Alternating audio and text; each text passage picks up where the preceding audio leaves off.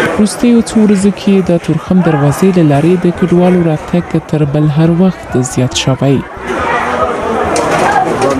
د ماشومان او ښځو په ګډون لسګونه نور لا هم د تورخم دروازې په پاکستان خوا کې د تیریدو په تمه دي. افغانستان ته دغه کډوالو د اوښتو وخت تر ډیره د پاکستان د پولیسو ځواکونو په واک کې دی. ځینې راستنیدونکي کډوال وایي چې د پاکستان پولیسو ځواکونو یوازې د 500,000 کالدارو د لیږد اجازه ورکړې ده.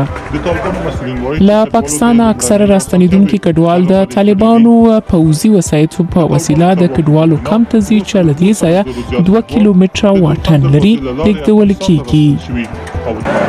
د طالبانو چارواکو ویلي دي چې په تیره یوه اونۍ کې له 200,000 زیات کډوال د تورخم دروازې له لارې او له 100,000 زیات د سپین بولدک دروازې له لارې افغانستان ته راستانه شوي دي.